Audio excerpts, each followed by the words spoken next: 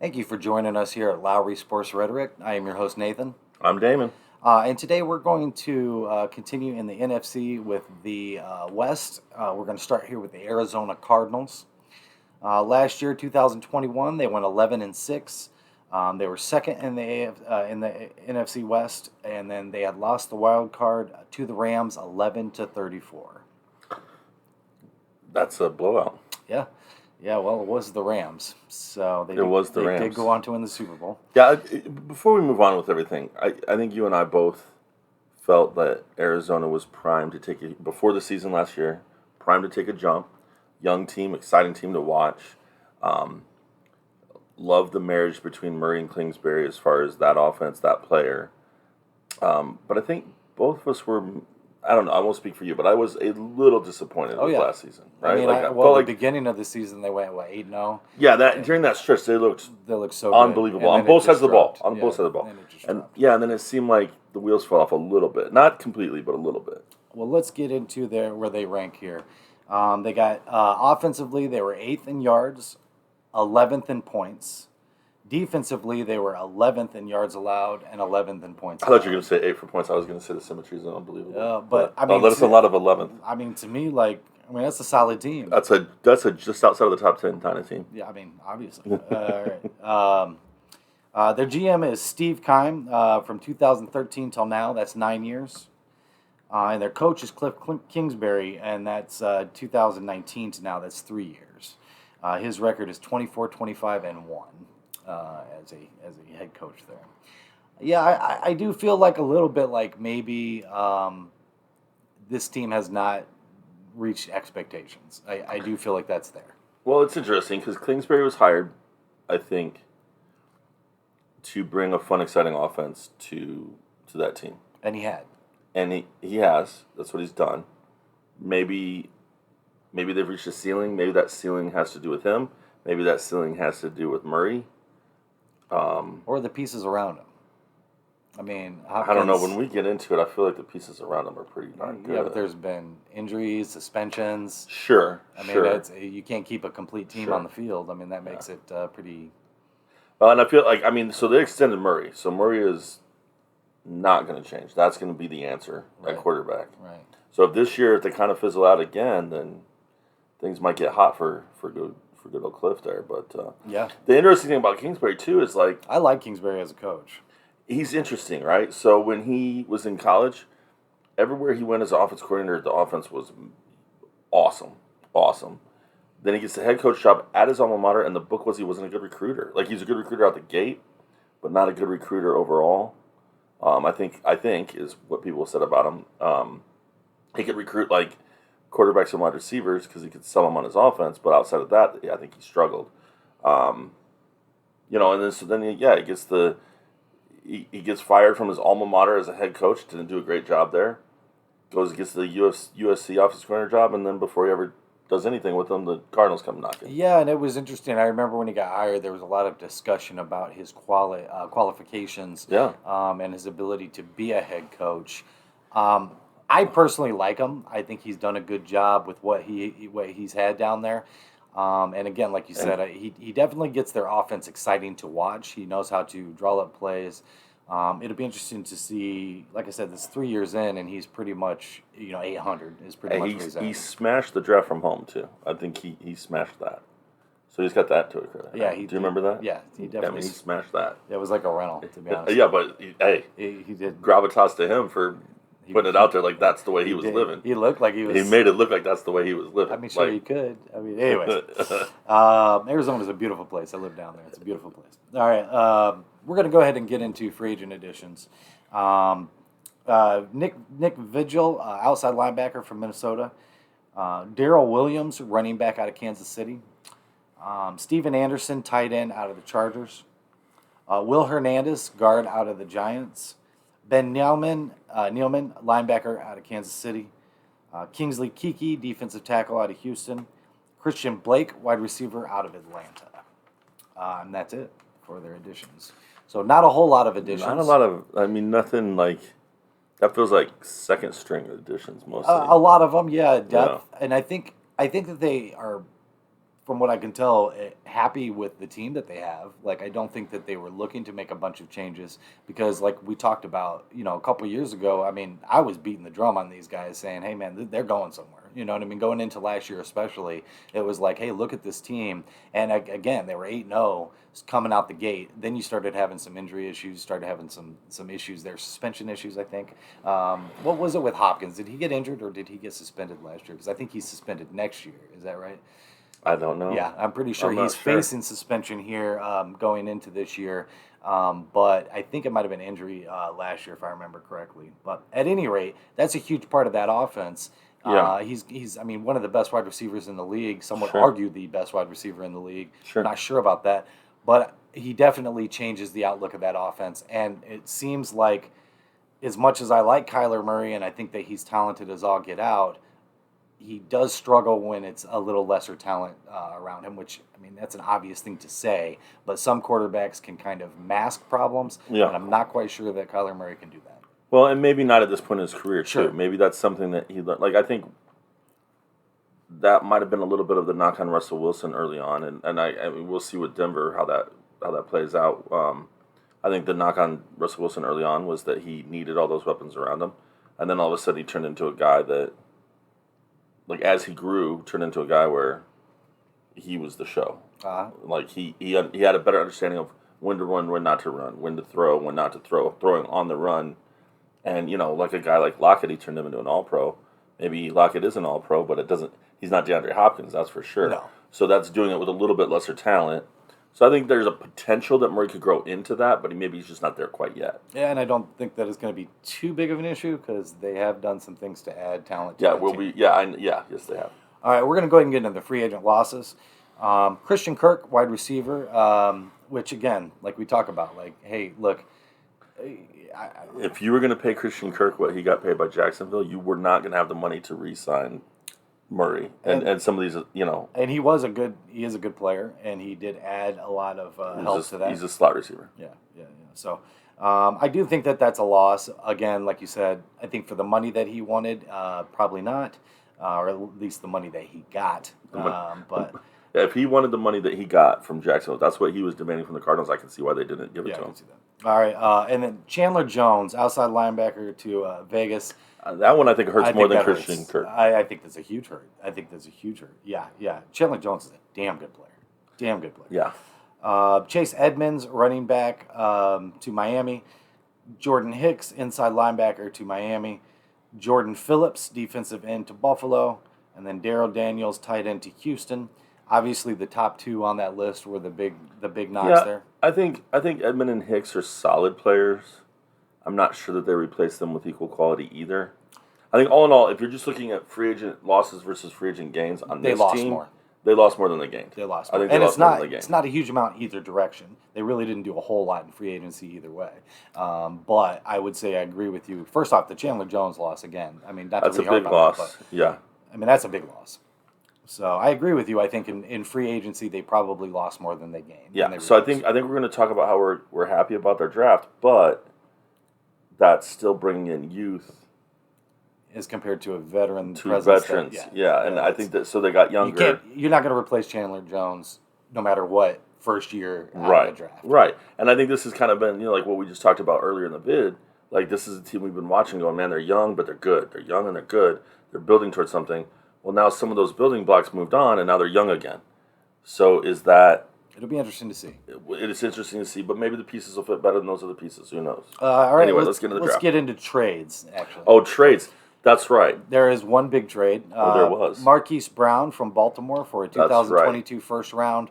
Obviously, I think that they knew the suspension was coming for Hopkins. Well, and even you're more than Hopkins. You're replacing Christian Kirk. You're up, sure. In my opinion, I think that's upgrading Christian Kirk. Sure. Oh, yeah. Marquise Brown's is a great player. So he gives you what Christian Kirk gives you, which is the speed, stretch the field guy. But I think he's better than Christian Kirk. So I actually think that's an upgrade there once Hopkins comes back. Sure, if Hopkins is suspended. Yeah, the two of them together, I think, are going to give Murray a very good options to throw to. And by the way, where did Marquise Brown play? Baltimore. But in college? Do you not know? No. Oklahoma. Oh, okay. So that's Yeah, I did not know that. I can't remember if they played together on the same team or if he was there the year before Murray took over. But he was an Oklahoma wide receiver, so he's going to be familiar with the kind of offense that they're wanting to run, and with the kind of routes that Murray's the most comfortable with because he ran them at Oklahoma. Sure. So I think that's a good fit. I think it's a great fit. And anyways, Marquise Brown's a great player, so I don't hate on them at all for doing this trade. I thought that we had the same reaction during the draft was, wow, that's a good one. That's a great pick. So yeah.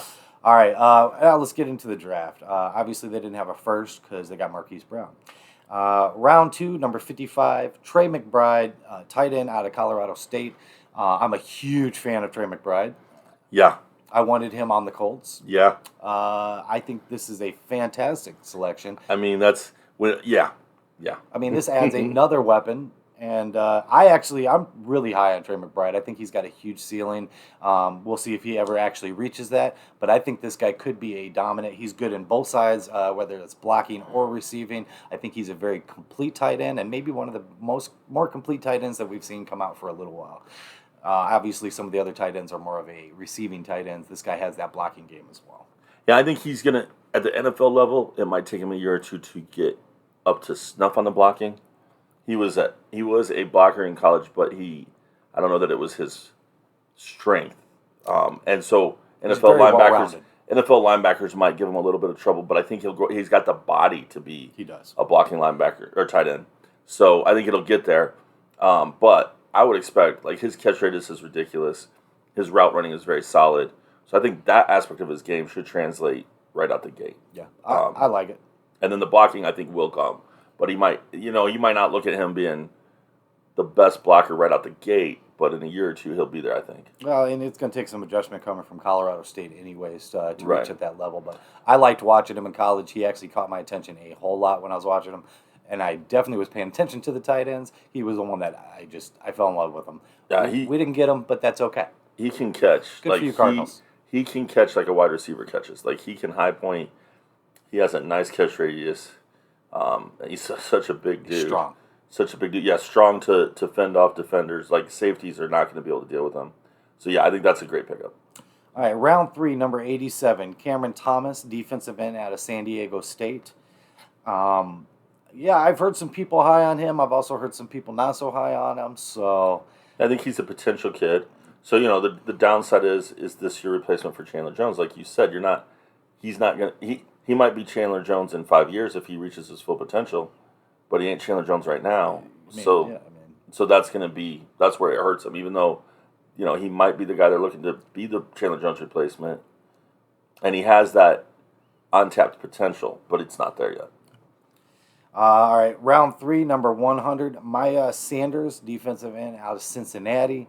I'm actually very high on a lot of the people from Cincinnati. This is probably one that I don't know as much about as some of the other guys, but I really liked watching their defense last year. I felt like everywhere you looked, there was talent on that defense. So I have high hopes for him. He can get after the QB. He's another guy who can get after the QB. I'm not as familiar with the Arizona system as far as the 3-4 or 4-3, but I think,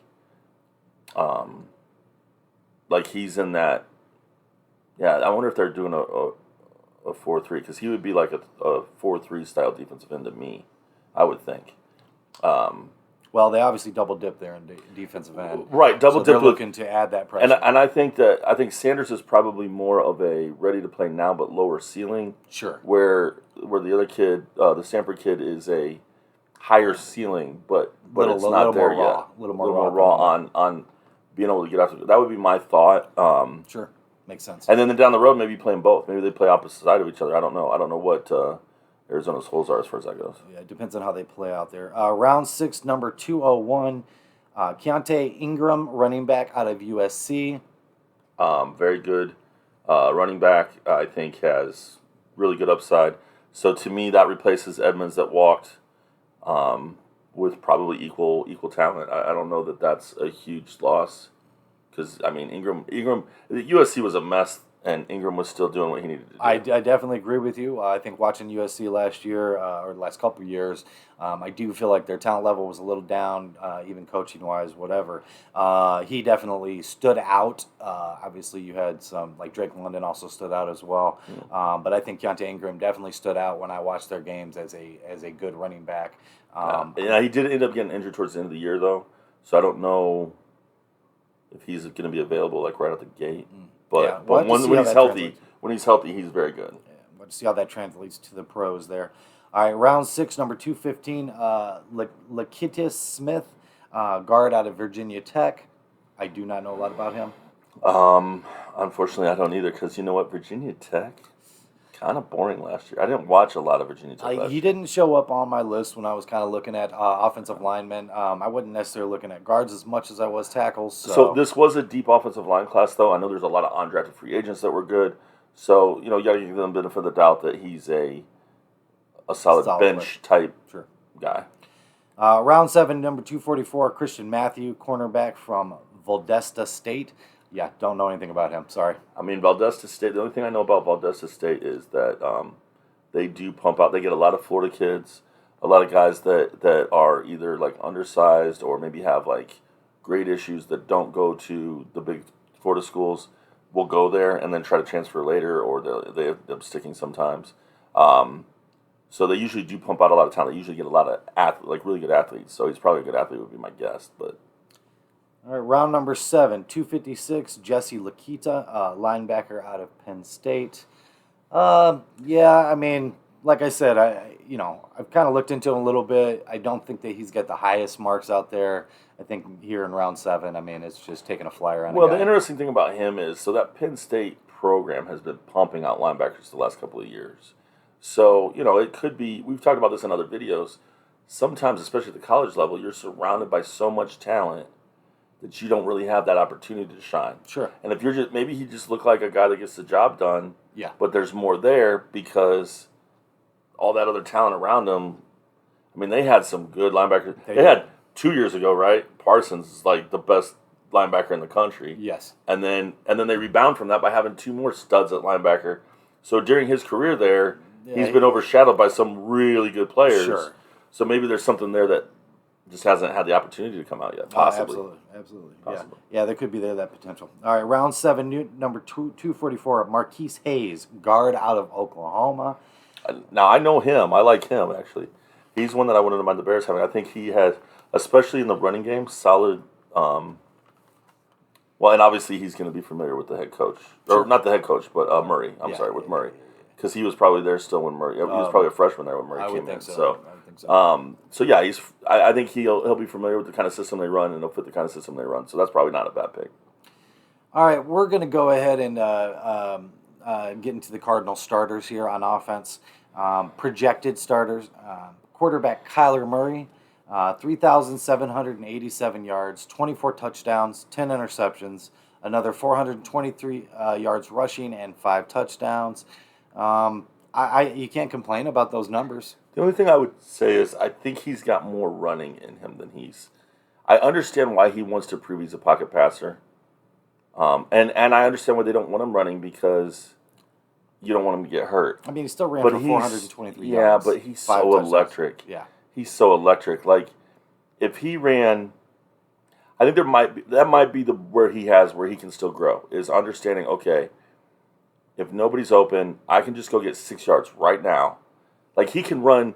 I mean, we've seen it. He can take off and run to the sideline, outrun that linebacker or defensive end, and get out of bounds before, if it's 1st and 10, you do a play action and nobody's open, just go get 6 yards. Just go get 6 yards to set up the easy second down play. And he could do that, 6-7 times a game without ever being touched. And I think that would bring something to their offense. So that might just be something where I can understand why they're hesitant to do it and why he's especially hesitant to do it because he doesn't want to be pigeonholed as that, typical running quarterback. He wants to prove that he can be a passer because that's how you get paid. But I think that it's important for him to figure out how to incorporate that running game into.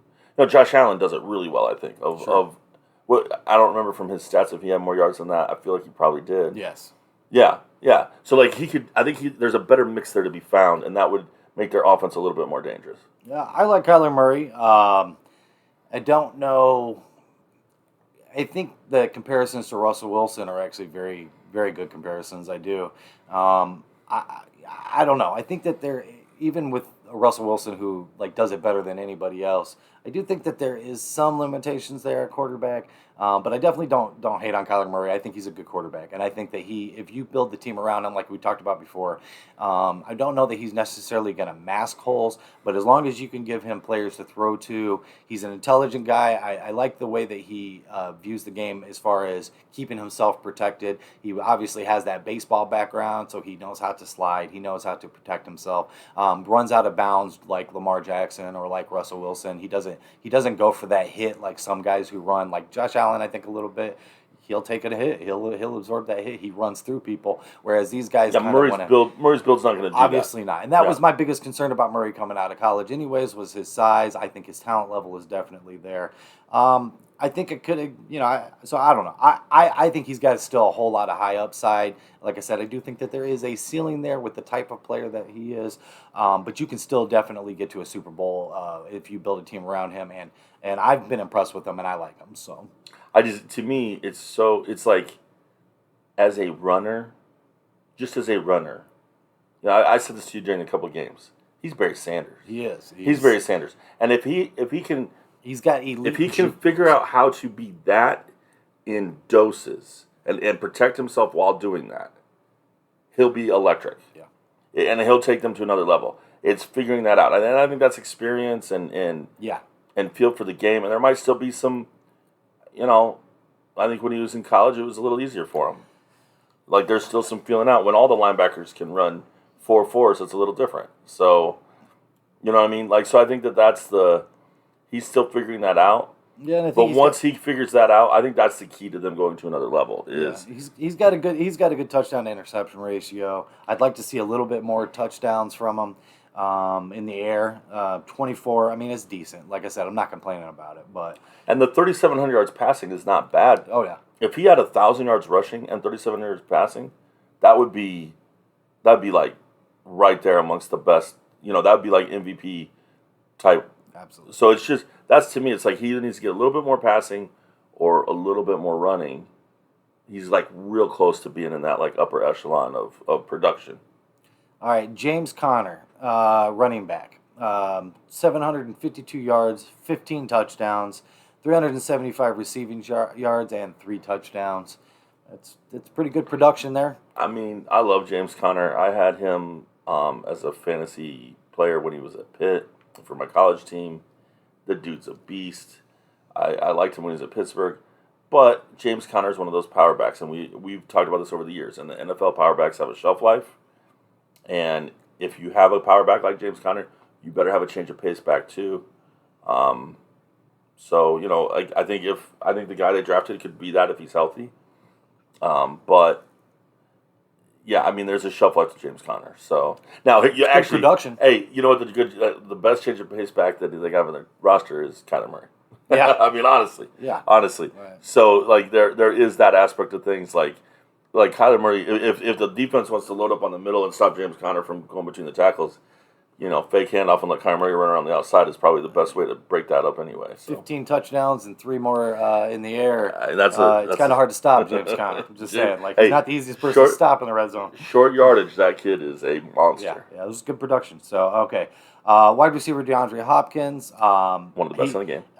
He is facing a 6-game suspension going into this year.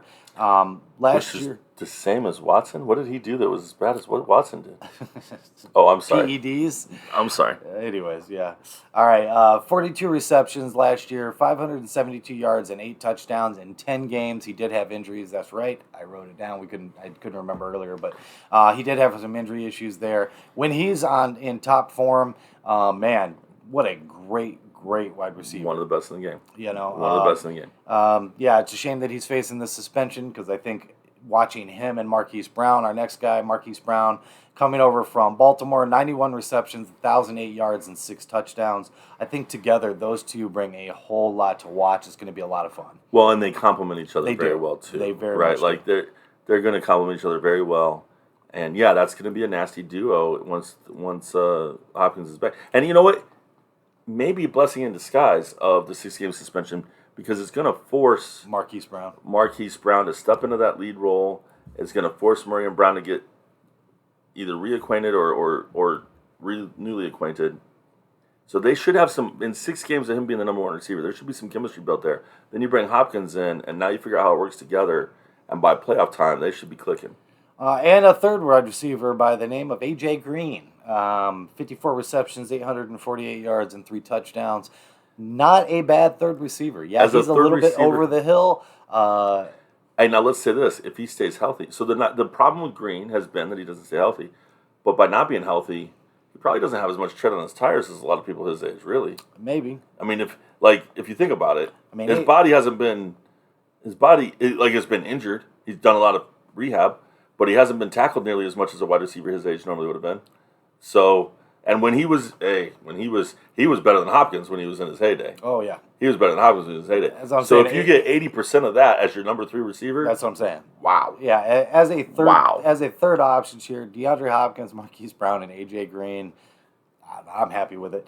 Then they got the tight end. They obviously have Zach Ertz here. 56 receptions, 574 yards, and 3 touchdowns. Plus, you couple it with the young rookie tight end that they got. I mean, that feels like 5 really good pass-catching options. Especially once Hopkins comes back from the suspension. He's going to have his pick of who he wants to go to. So, yeah, so I think, really good red zone running back, 5 really good receiving options. Dual threat quarterback. A dual threat quarterback that probably is just scratching the potential on that running part of the aspects. Absolutely. That feels like a good offense. That feels like an offense that could Plus, you also have your head coach who is his offensive guru. Offensive guru. I mean, like I said, I've kind of been hyped about this team for the last couple of years. I do understand what you said before about they kind of have lost a little bit with Chandler Jones and stuff like that, especially.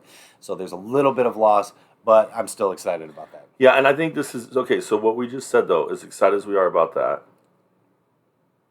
this is kind of maybe a make or break year for Kingsbury, right? Like if they don't get past that certain level that they've kind of been stuck on, I mean, maybe you give him 1 more year, or maybe it's time to move on.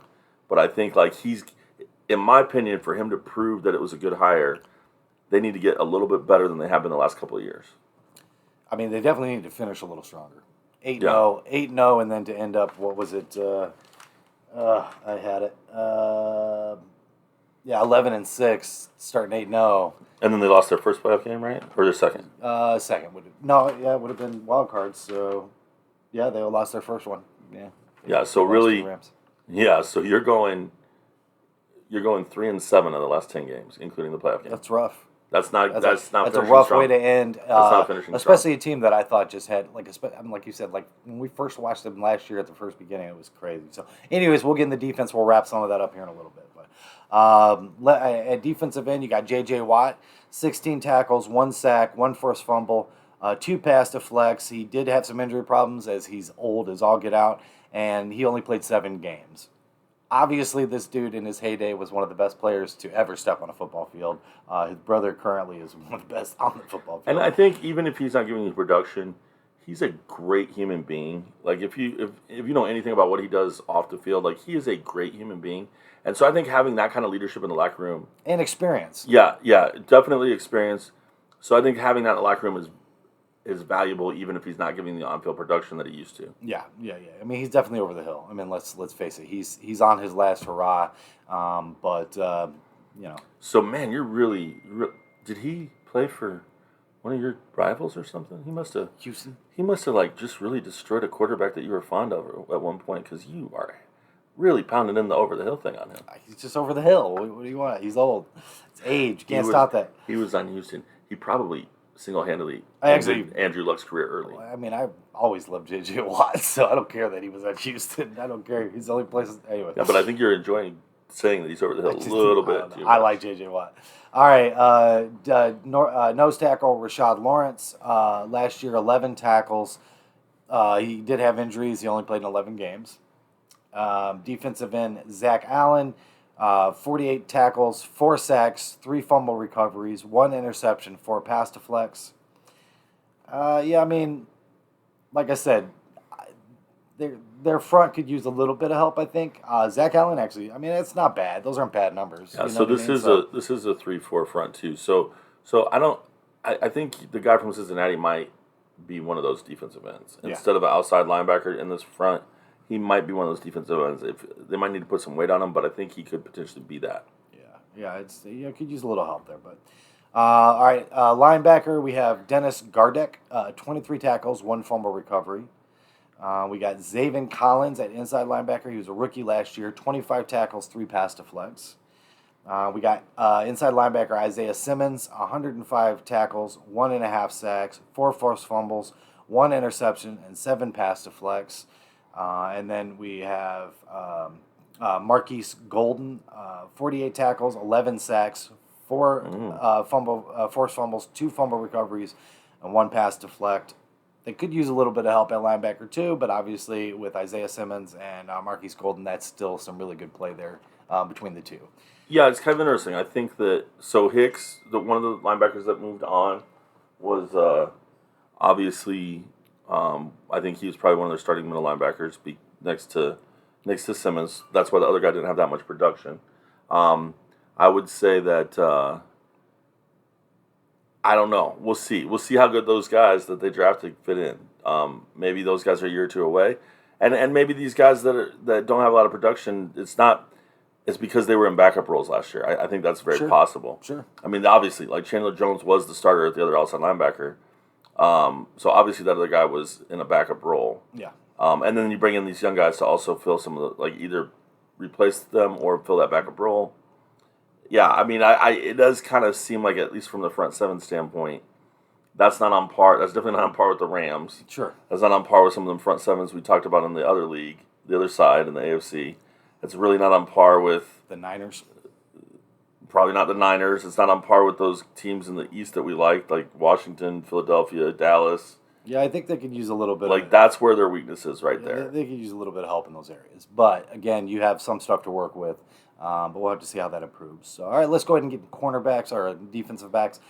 We got Brian Murphy Jr. Last year, 64 tackles, half sack, 1 forced fumble, 1 fumble recovery, 4 interceptions, 1 touchdown, 12 pass deflects. I like those numbers. That's a solid corner right there. That's good. Strong safety, Jalen Thompson, 121 tackles, 3 interceptions, 7 pass deflects. Free safety, Buda Baker, a guy I like a lot. Buda Baker makes up for some of that linebacking. Yeah, 98 tackles, 2 sacks, 1 fumble recovery, 3 interceptions, and 7 pass deflects. And then Marco Wilson was a rookie last year, 48 tackles, 2 forced fumbles, and 4 pass deflects. I definitely like their defensive backs a lot better than the front. Yeah, if that front can find a way to bring a little bit more pressure, that's even going to make those DBs better too. Absolutely. So yeah, I mean, I feel like obviously this is a better offensive team than defensive team in my mind. I think the defense is probably going to take a step back from last year, so you're going to need the offense to be even better. Step that up. Yeah, I think. I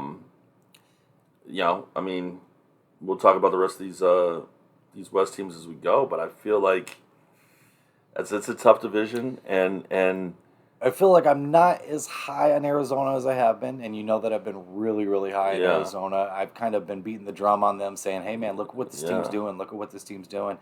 And I can't quantify it into exactly why. I mean, obviously, they lose Chandler Jones. You can't say that guy affects the team in that sense that much, but it does affect it a little bit. And I think, like a game of inches, man, like just that little bit maybe make a difference. It'll be interesting to see if the relationship with Kyler Murray can stay cool with the team. It does seem like there's a little bit of like they're a good fit together. Well, any animosity on Kyler Murray's part should be handled by the payday that he got. Yeah, I mean, I totally agree. I think he come out and felt disrespected about the fact that they put the study clause in there. I think that there's been some evidence that maybe he isn't the best studier, even though he comes out and says that.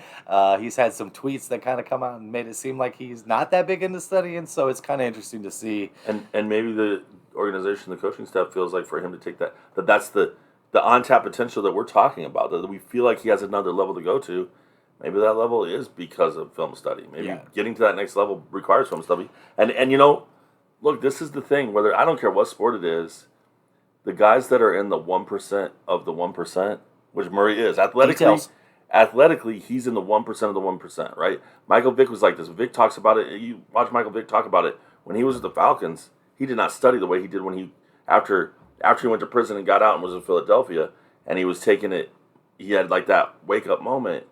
He studied film a lot more because he wasn't relying on his athleticism as much. And I think, a lot of guys that are just the 1% of the 1% that are so athletically gifted that they can get it done at those lower levels without studying, they don't develop those good habits. And I could see where Murray could be in that and that's not saying he's stupid. It's saying that He was so much fun to watch in college. yeah, It does looks so yeah. easy to him. I agree. And I think that's the thing. Making that. I'm not trying to say he's stupid. I'm not trying to say he's lazy. I think people like to say like that's the label, right? Oh, he doesn't like to study film. That means he's lazy. No, that means he doesn't feel like he has to study film because he's so athletically gifted. And I think that happens with some athletes. I've seen it at high school level where athletes thought that they were so gifted they didn't have to study film, and then those athletes don't end up being D1 players because they can't make that transition. Yeah. So I think that's the thing. Like every level, you're good enough until you're not, and the film study helps. And so maybe that's why they included that. I think the problem is you don't let that go public. Yeah. Whoever put that out in public, that's where the problem Well, is. and I think that's maybe some of the issue that they're having with Kyler Murray as well, is that he does seem to kind of just put stuff out there.